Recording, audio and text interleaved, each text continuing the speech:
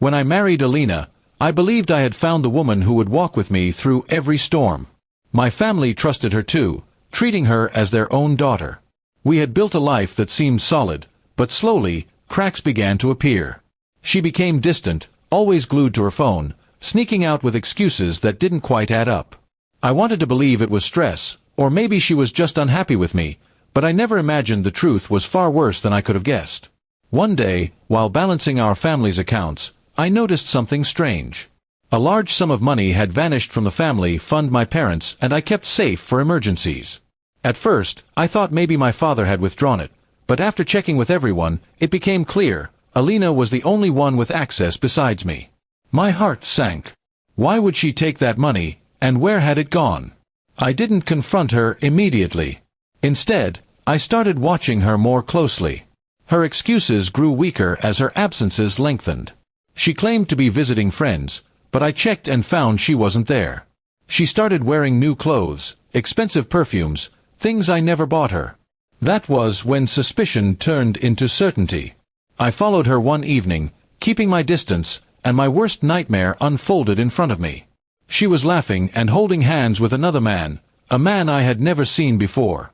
It wasn't just an affair, it was a life she had built in the shadows. Still, I remained silent, biding my time. The final blow came when I overheard her on the phone late at night, whispering about a baby. My blood turned cold as I pieced it together. She wasn't just betraying me, she had given birth in secret.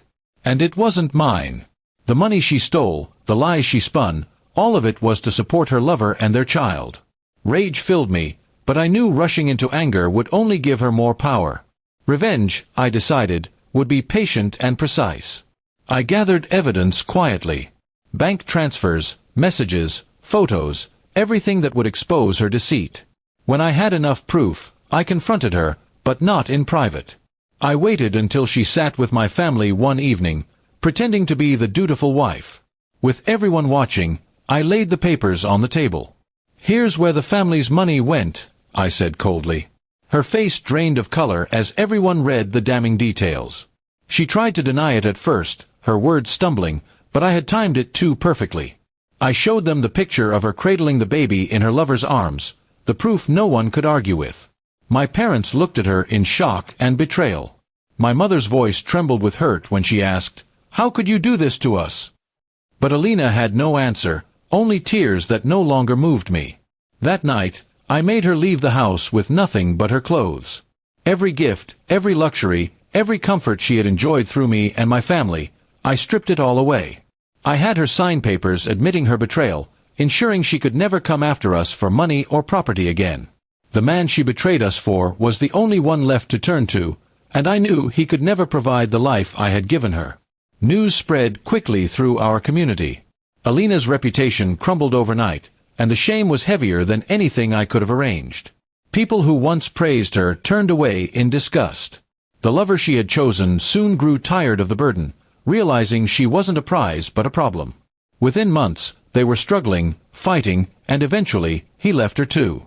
I didn't feel joy in her downfall, but I felt justice. She had tried to destroy my family by stealing not only our money but our trust. She had carried another man's child while lying in my home, under my roof.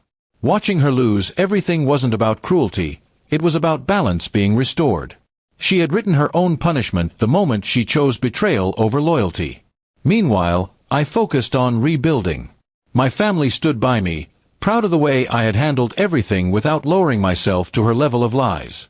I worked harder, investing my energy into the people who had never betrayed me. Slowly, peace returned to my home, the kind of peace that comes when poison is finally removed. Alina still lingers in my memory sometimes, not with love but as a warning. A reminder that trust, once broken, can never be mended. My revenge wasn't in destroying her, it was in surviving her, in proving that she had no power over me anymore. And in the end, her greatest punishment was losing everything she had stolen, and realizing too late that what she had thrown away could never be replaced.